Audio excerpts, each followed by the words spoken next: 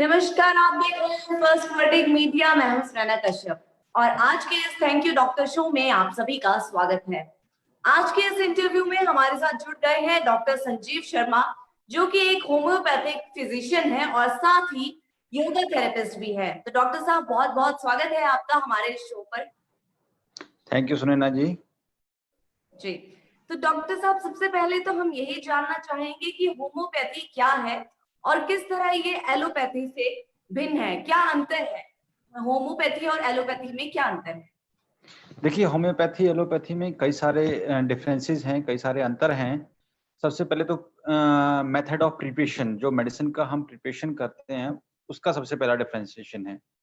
Second thing कि जो हम मेडिसिन का जो एक्टिंग है, बॉडी में किस तरह से एक्ट करती है, उसका डिफरेंस है। तीसरा कि जो हम मेडिसिन का जो हमारा क्रूड सोर्स है, वो होता है नेचुरल सोर्सेज। वहाँ से हम मेडिसिन को लेके मतलब उस सोर्सेज को लेके तब बनाया जाता है होम्योपैथी मेडिसिन को। बाकी एलोपैथी में ऐसा नहीं है, वो केमिकल बेस्ड मेडिसिन होता है सारा। तो ये डिफरेंसेस आते हैं। उसके बाद काफी सारे डिफरेंसेस हैं हमारे होम्योपैथी और एलोपैथी में। होम्योपैथी को एक नेचुरोपैथी की तरह माना जाता है, एक नेचुरल थेरेपीज के अंडर में आता है। तो डॉक्टर साहब, होम्योपैथी को लेकर कई सारी भ्रांतियां भी है कि जो इसकी दवाई है उसके 30 मिनट बाद जो है खाना खाना चाहिए, या होम्योपैथी की जब आप दवाइयां ले रहे हैं तो उस टाइम कुछ ऐसे खाने के पदार्थ है जो नहीं खाने चाहिए। क्या ये सच है? नहीं, देखिए, वो पहले कुछ ऐसा होता था कि वो एक तरह की भ्रांतियां ही हैं। आज के समय में होम्योपैथी बहुत एडवांस हो चुकी है। अब वो भ्रांतियां बहुत दूर हो चुकी हैं हमारे होम्योपैथी में। ऐसा कुछ नहीं है कि आपको 15-20 मिनट तक, आधे घंटे तक कुछ खाना नहीं होता है। आप नॉर्मली 5 मिनट्स भी अपना रख सकते हैं। नॉर्मली क्या होता है, हमारी जो मेडिसिन्स होती हैं, वो नर्व के द्वारा एक्ट करती हैं। मतलब टंग में हमने डाला, वो किसी ब्लड में एक्ट नहीं जाएगी, सीधे नर्वस सिस्टम से एक्ट करती है। तो उसके लिए जो हमें मीडियम हमने तैयार किया है, उस मीडियम में किसी तरह का कोई अवरोध पैदा ना हो, जैसे कोई स्मेल है, कोई टेस्ट है, इस तरह का कोई चीज़ ना आए। बस इसके लिए हम 5 मिनट के लिए पेशेंट को बोलते हैं कि आपको कुछ खाना नहीं है। और मोस्टली ये बोल देते हैं, जैसे आजकल चल भी रहा है कि एम्प्टी स्टमक मेडिसिन लें। एम्प्टी स्टमक का मतलब यही होता है कि किसी तरह का कोई टेस्ट हमारे मुँह में उस टाइम पे नहीं होता है, कोई स्मेल हमारे मुँह में नहीं होती है किसी खाने-पीने की या किसी भी चीज़ की। तो इसलिए हम बस ये बोला जाता है, बाकी कोई भ्रांति इस तरह की नहीं है कि आप 20 मिनट तक कुछ खाएँगे नहीं। जी, बहुत बढ़िया। तो जैसे आपने कहा कि होम्योपैथी जो है काफी एडवांस हो चुकी है, तो जी। आजकल वैश्विक महामारी से पूरी दुनिया जहां जूझ रही है, तो ऐसे में होम्योपैथी ने क्या कोरोना वायरस के लिए कोई दवाई नहीं बनाई? देखिए, होम्योपैथी जो कई कॉलेजेस हैं, रिसर्च कर रहे हैं बराबर, और उनका रिसर्च सामने भी आए हैं। उसमें ये देखा गया है कि जो कोरोना से के जो सफ़र कर रहे हैं पेशेंट्स, उनको क्वारंटाइन किया गया उन कॉलेजेस वगैरहों में, जो कॉलेज होम्योपैथी कॉलेजेस हैं। उन्होंने उनको प्रॉपर होम्योपैथी ट्रीटमेंट में रखा और उनको ठीक भी किया गया। ऐसा नहीं है कि वो ठीक नहीं हुए, ठीक हुए हैं और काफ़ी अच्छे से ठीक हुए हैं।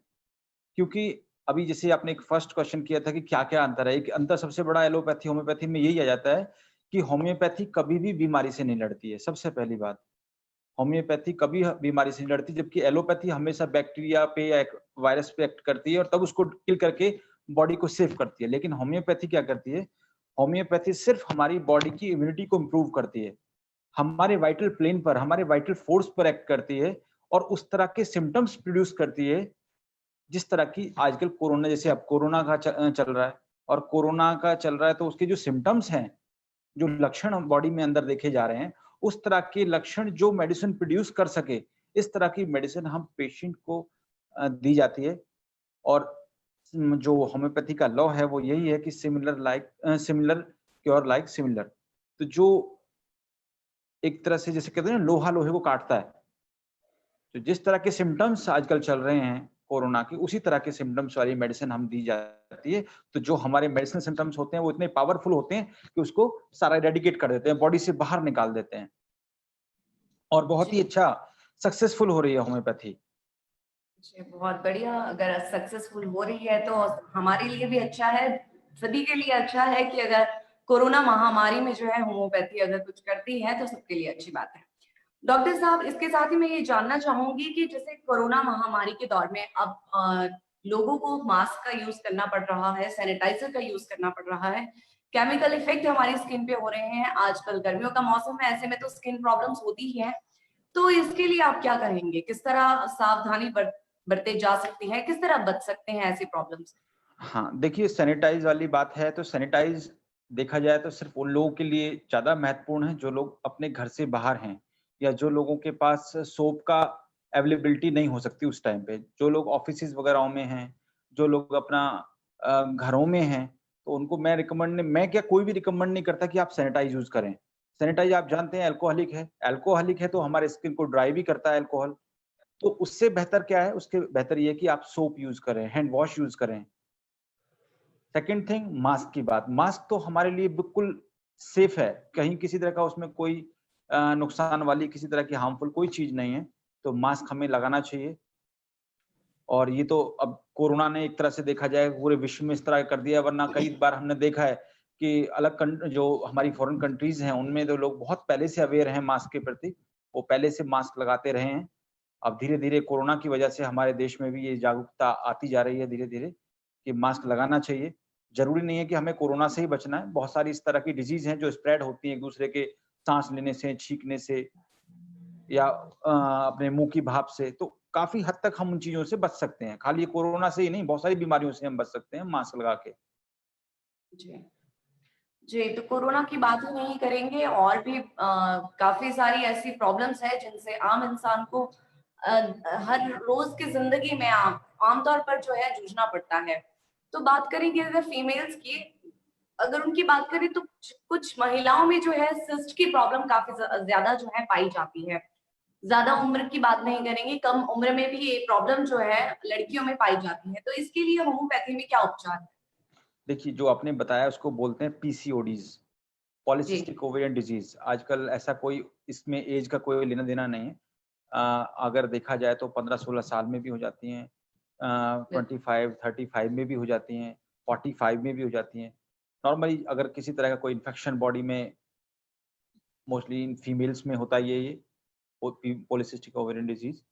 तो इसके लिए बस होम्योपैथी में मेडिसिन्स होती हैं। अब पर्सनल हम ये बोलें कि ये मेडिसिन पर्टिकुलर इसी के लिए तो होम्योपैथी में ऐसा तो है नहीं। टोटल हमें केस टेकिंग करना होता है, पेशेंट को इंडिविजुअलाइज़ करना होता है। उसके बाद पेशेंट्स को इंडिविजुअलाइज़ करने के बाद उसके क्या-क्या सिम्पटम्स हमें मिलते हैं, उसके हिसाब से फिर हमें वो मेडिसिन चूज़ करके, पेशेंट को सिलेक्ट करके वो मेडिसिन देनी होती है। एक मेडिसिन नहीं है पॉलीसिस्टिक ओवेरियन डिज़ीज़ के लिए, बहुत सारी मेडिसिन्स हैं होम्योपैथी में। अब उन बहुत सारी मेडिसिन्स में से हमें 1 या 2 मेडिसिन्स ऐसी निकालनी होंगी, पेशेंट्स का टोटलिटी ऑफ सिम्पटम पूरा केस टेकिंग करके, उसका पास्ट हिस्ट्री लेके, उसका प्रेज़ेंट हिस्ट्री लेके, उसका फैमिली हिस्ट्री लेके, सारी चीज़ें जब हम इवैल्यूएट कर लेते हैं, तब हम पेशेंट को मेडिसिन देते हैं और बहुत ही अच्छे से सक्सेसफुल है होम्योपैथी पीसीओडीज़ में। जी। तो डॉक्टर साहब, एक और बीमारी है जो मतलब आमतौर पर ये लोगों में बहुत पाई जाती है, अर्थराइटिस की बात करेंगे। तो अर्थराइटिस का होम्योपैथी में किस तरह उपचार है? किस तरह लोग जो है होम्योपैथी के ज़रिए जो है फ़ायदेमंद रह सकते हैं? उसके बारे में थोड़ा हमारे दर्शकों को बताएँ। देखिए हाँ, बिल्कुल आपने सही कहा है और आजकल बहुत कॉमन हो गया है। अर्थराइटिस भी कई तरह का होता है, जैसे ऑस्टियोआर्थराइटिस है, रूमेटॉइड अर्थराइटिस है, तो कई तरह के अर्थराइटिसेज़ हैं। तो अब हमें उसमें सबसे पहले तो यही देखना है कि अर्थराइटिस किस तरह का है और सबसे ज़्यादा कॉमन जो हो गया है वो ऑस्टियोआर्थराइटिक प्रॉब्लम हो गया, ऑस्टियोआर्थराइटिस। ऑस्टियोआर्थराइटिस देखा जाए तो कोई डिज़ीज़ नहीं है, ये एक हमारा सेनाइल चेंजेज़ है बॉडी की जैसे-जैसे बॉडी हमारी एजिंग प्रोसेस इसको बोलते हैं, जैसे-जैसे बॉडी हमारी एज्ड होती जाती है, वैसे-वैसे हमारे कार्टिलेजेज़, वैसे-वैसे हमारी बोन्स का बीच का जो स्पेस है, जॉइंट का जो स्पेस है, वो कम होना शुरू हो जाता है, कार्टिलेजेज़ कमज़ोर होने शुरू हो जाते हैं, घिसने शुरू हो जाते हैं। तो हमें उनको मजबूत रखने के लिए सबसे पहली ज़रूरत है हमारा लाइफ़स्टाइल। सबसे फर्स्ट कि हमारी लाइफ़स्टाइल अच्छी हो, जैसे आजकल स्मोकिंग बहुत ज़्यादा करते हैं लोग। स्मोकिंग सबसे जी, पहला ऑस्टियोआर्थराइटिस की तरफ ले जाता है। अल्कोहलिज़्म है और आजकल देख भी रहे हैं कि स्ट्रेसफुल लाइफ़ लोगों की इतनी हो गई है, भाग-दौड़ वाली लाइफ़ हो गई, उसमें अपने लिए समय बिल्कुल नहीं है। तो उसके लिए हमें ज़रूरी है थोड़ा अपने लिए समय निकालें, योग करें, एक्सरसाइज़ करें, थोड़ा बहुत हल्का-फुल्का जो भी हो अच्छा और साथ-साथ अपना खान-पान सबसे बड़ी चीज़ खान-पान अपना ध्यान रखें। और उसके बाद अगर कोई समस्या इस तरह की आती है तो फिर होम्योपैथी में जैसे मैंने अभी पॉलीसिस्टिक ओवेरियन डिज़ीज़ के लिए बताया, उसी तरह से कोई भी डिजीज है उसके लिए हमें प्रॉपर केस टेकिंग करनी होती है। पेशेंट को पूरा केस लेने के बाद उसका इवैल्यूएट करके केस को तब मेडिसिन दी जाती है, और इसमें भी हमारी होम्योपैथी बहुत अच्छे से सक्सेसफुल है, पेशेंट्स को बहुत अच्छे से काम करती है। जी, तो डॉक्टर साहब आजकल के दौर में आज के टाइम में जो है लॉकडाउन की स्थिति में अगर देखा जाए काफी लोग जो है स्ट्रेस है, डिप्रेशन में है, तो उनके लिए जी। क्या कहेंगे आप? देखिए, उनके लिए ये सबसे बड़ी चीज़ आजकल जो लोगों का है अकेलापन। लोग अकेले नहीं भी होंगे तो भी अकेलापन आ गया है लोगों को। क्यों? सबसे बड़ी चीज़ है ये मोबाइल। लोग अपने आप में इतना व्यस्त हो गए हैं कि अगर घर में 4 मेंबर हैं, 4 के 4 मोबाइल में लगे रहते हैं। ज़रूरत ही नहीं है किसी एक-दूसरे से बात करने की। वरना सबसे पहली बड़ी ज़रूरत तो ये है कि जो भी हमारे अंदर की समस्याएँ हैं, चाहे वो अच्छी हैं, चाहे बुरी हैं, सभी को आके शेयर करें।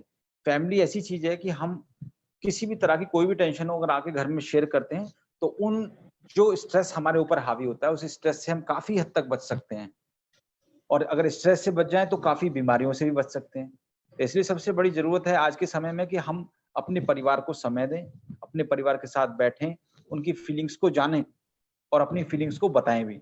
ऐसा नहीं है हमने खाली सुनना ही है, अपने आप को सुनाना भी है।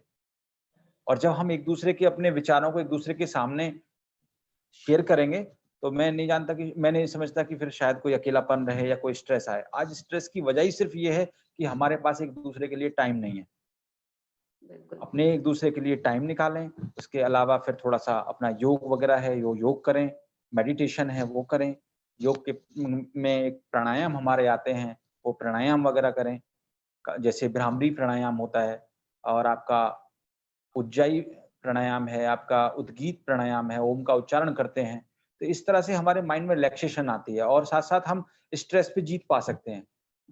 किसी भी तरह का हमारे अंदर तनाव, डिप्रेशन हमारे आसपास भी नहीं आ पाएगा अगर हम इस तरह की लाइफ को जीते हैं तो। जी, तो बहुत अच्छी जानकारी आपने हमारे दर्शकों को यहाँ दी है। किस तरह होम्योपैथी के उपचार से आप डिप्रेशन से बाहर निकल सकते हैं, अन्य बीमारियों से भी बाहर निकल सकते हैं। बिल्कुल। इसके लिए डॉक्टर साहब आपका बहुत-बहुत धन्यवाद। और जाते-जाते मैं चाहूँगी कि आप हमारे दर्शकों को क्या संदेश देना चाहेंगे?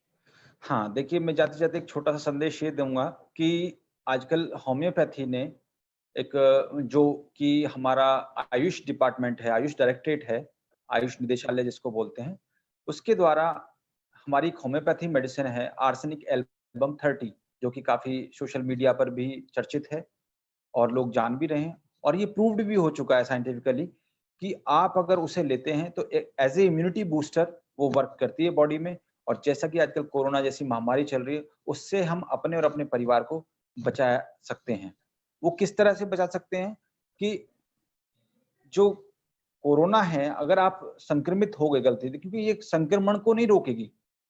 कोरोना से अगर आप गलती से संक्रमित हो भी गए, तो जो आप लक्षण उसके अंदर जानते हैं कि क्या-क्या आते हैं, क्या-क्या सिम्पटम्स आते हैं कि भाई किडनी फेलियर हो रहा है, लंग फेलियर हो रहा है, पेशेंट की डेथ तक हो जा रही है, साँस लेने में प्रॉब्लम आ रही है, हाई फीवर जा रहा है। तो जो आर्सेनिक एल्बम 30 करेगी, अपने अगर ले रखी है पहले, तो आपकी इम्यूनिटी इस तरह की डेवलप हो चुकी होगी, आपकी बॉडी खुद से उसको एकदम से बाहर निकाल देगी नॉर्मल जुकाम, खाँसी, बुखार के रूप में। इससे ज़्यादा आपको कुछ नहीं होगा और कोरोना आके चला भी जाएगा। क्योंकि हमने अभी आईसीएमआर की रिपोर्ट्स भी मैंने एबीपी न्यूज़ पे देखी थी कि दिल्ली में 1 लाख टेस्ट हुए हैं। 1 लाख टेस्ट में से देखा गया है कि 30% लोगों को एंटीबॉडीज़ पाई गई हैं कोरोना की। एंटीबॉडीज़ उन्हीं में पाई जाती है जिनको पहले इन्फेक्शन हो चुका हो। तो ये देखा गया है कि उनको कोरोना आके जा भी चुका है, उनको पता भी नहीं है। तो सिर्फ़ और सिर्फ़ एक ही तरीका है अपने आप को कोरोना से बचाने के लिए कि अपनी इम्यूनिटी को स्ट्रॉन्ग रखें, योग करें, अच्छा खान-पान लें, अपनी जीवन शैली को अच्छा बनाएँ और उसके बाद अगर कोई छोटी-मोटी आपको समस्या जुकाम, खाँसी, बुखार कुछ इस तरह की समस्याएँ आती भी हैं, तो आप होम्योपैथी लें।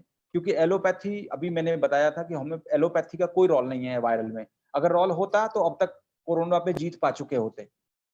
वायरस के अगेंस्ट एलोपैथी में कोई मेडिसिन नहीं आती है। होम्योपैथी इस तरह की है, होम्योपैथी में कोई वायरस के अगेंस्ट मेडिसिन नहीं है, लेकिन होम्योपैथी में इस तरह की मेडिसिन है जो हमारी बॉडी की इम्यूनिटी को इस लायक करे कि जो वायरस हमारी बॉडी में एंटर करे उसके अगेंस्ट लड़ सके और हमारी बॉडी खुद ही उसको बाहर निकाल सकती है। तो मेरा यही संदेश है, अपने आप को स्ट्रॉन्ग रखें, मजबूत रखें और बिल्कुल भी डरने की आवश्यकता बिल्कुल नहीं है कि जैसे आपने देखा है कि जो हम सफर करते हैं गाड़ी में, इसमें ट्रेन में या बस में, तो डरता कौन है सफर में? डरता वही है जिसने टिकट नहीं लिया हो। और टिकट नहीं लिया हो तो उसको ये डर रहता है हमेशा, कहीं ऐसा ना हो टीटी आ जाए, कहीं ऐसा ना हो टीटी आ जाए। और जिसने सफर में टिकट लिया हो वो क्या करता है, जब आएगा आ जाने दो, कोई दिक्कत नहीं, मेरे पास टिकट है। तो टिकट रूप से इसका मतलब यहाँ ये है कि अगर आपने अपने आप को स्ट्रॉन्ग किया हुआ है, मजबूत किया हुआ है, अपने आप की इम्यूनिटी अच्छे से वर्क कर रही है, तो आपको फिर कोई टेंशन लेने की जरूरत नहीं है, डरने की बिल्कुल जरूरत नहीं है। कोरोना भले ही आ जाए, आके चला भी जाएगा। और आजकल बहुत कॉमन वायरल भी चल रहे हैं। लोग इतने डरे हुए हैं कि थोड़ा-सा वायरल होता है, थोड़ा-सा फीवर होता है, उसको उनको ये लगता है कि शायद कहीं कोरोना ना हो जाए। तो मैं अपने देशवासियों से, अपने हिमाचल वालों से, सभी से, मैं अपने पूरे विश्व से भी मैं यही संदेश दूँगा कि बिल्कुल डरने की आवश्यकता तो है ही नहीं। क्योंकि अगर डरेंगे तो ये और ज़्यादा हावी हमारे ऊपर होगा। किसी भी चीज़ को कोई अगर आती है तो उसको डट के मुकाबला हमने करना है, और कोरोना हारेगा, देश जीतेगा। ये मेरा संदेश है। जी, बहुत खूब। तो इतनी महत्वपूर्ण जानकारी के साथ आपने इतना अच्छा संदेशा भी हमारे दर्शकों को दिया है। इसके लिए भी आपका धन्यवाद। और मैं दर्शकों को फिर से बताना चाहूँगी कि डॉक्टर संजीव शर्मा होम्योपैथिक जो फिजिशियन हैं और योगा थेरेपिस्ट भी हैं, इन्होंने आज हमें इतनी महत्वपूर्ण जानकारी दी है। और डॉक्टर साहब, फिर से आपका फर्स्ट वर्डिक्ट की टीम की ओर से बहुत-बहुत धन्यवाद। Thank you so much Sunaina ji.